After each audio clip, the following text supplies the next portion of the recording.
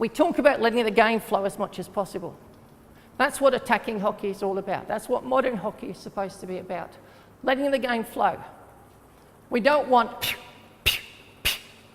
whistle, whistle, whistle, stop, stop, stop. The best hockey is played when the game is allowed to flow, when we get the ball moving under control, at speed, from end to end.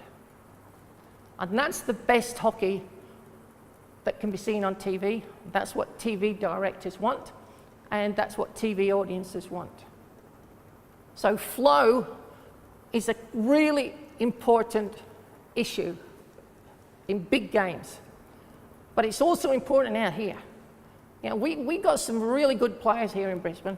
Some of the Division 1 games that I see are, you know, they're on a par with some of the weaker AHL games. You know, if you've got to watch a Tasmanian Northern Territory game, I tell you what, you're struggling after a while. I don't struggle during too many of our Division 1 games because there's some damn good games out there. I watched 2 games on Saturday, and unfortunately they were played at the same time. So I was dashing from pitch to pitch, and that was good hockey out there. You know, so we got a lot to be proud of.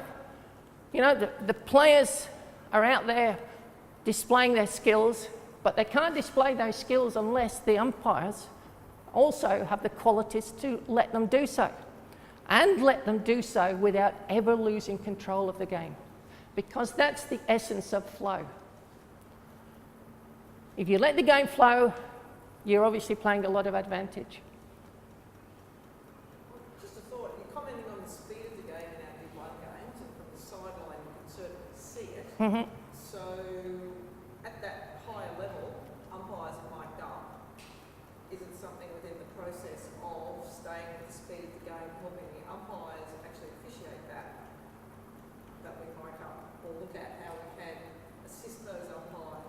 You mean here in Brisbane? Yeah. Yeah, I know we had mics at the end of last season, but there was a fault with them.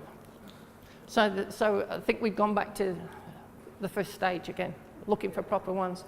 They were used in the finals last year. I'm pretty sure that the guys on your grand finals had mics, but there was something wrong with them. I can't remember what the problem was. Some new ones, they were on the side of the pitch, but Right. we didn't have anything to... Okay, right. Apparently, I've just heard from Dino that we do have new ones supplied. But it's not just a matter of getting the radios, it's getting the pouches. Well, you've got to have pouches. It's pretty easy for the men, because the men wear long trousers, right? And they just simply clip them onto their trousers. But women umpire in skirts, and tends to pull the skirt down. All right? I mean, I'm not joking there. It's just, right? It does make it really uncomfortable and virtually impossible. So when we first started using them at AHL, for example, we also ordered little belts with pouches on, right? So that the radios could be attached inside the pouches. So it's not just a matter of getting radios, it's all the other little attachments that go along with it as well that I think we're still trying to work on. Do you know anything about that, Amy? Yeah, Yeah. Great. All right, so we'll be using those. We'll be using those. So, yeah. Which makes it easy for the coaches to say to an umpire, "Go have a chat to the other one." You know, they can talk to each other. You know, and they'll be encouraged to do so. You know, I won't be critical of any coach that asks an umpire to talk to their other umpire. You know, that's what they're there for. As I said before, the intention is to get the right decision. And is that going to be through World Cup games shortly, or No. looking towards the final? Well, they are here, so it's a matter of getting them introduced and how to use them. Who's going to be responsible for charging up the batteries and that kind of thing? You know, the whole process is going to be worked out. So I don't think it might not happen this week, but at some stage during this season, well before the finals, hopefully, we'll have the Division 1 umpires mic'd up, which will be a big step forward.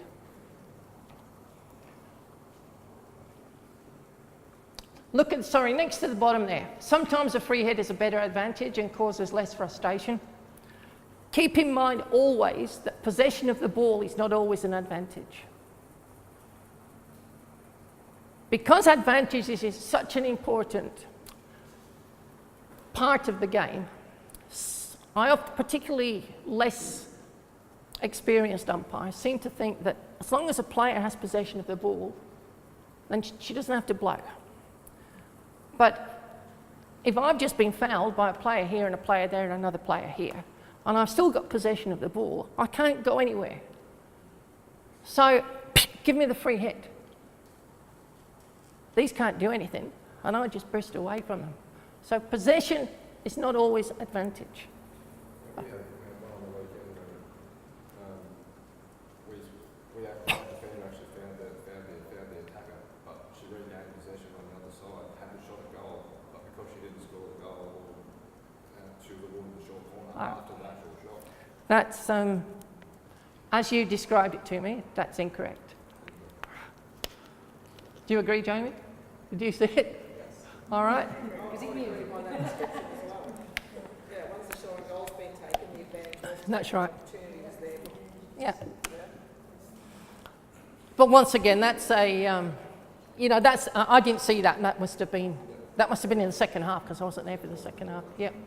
So, those are coaching points that have to be pushed home to umpires all the time, Possession isn't always advantage, but if you do play advantage and someone gets a shot away, don't reward them for missing a goal.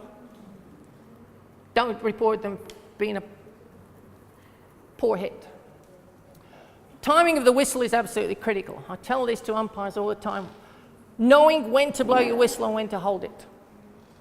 At the start of the season in particular, after everybody's had a long off season, timing is always off. Right? People struggle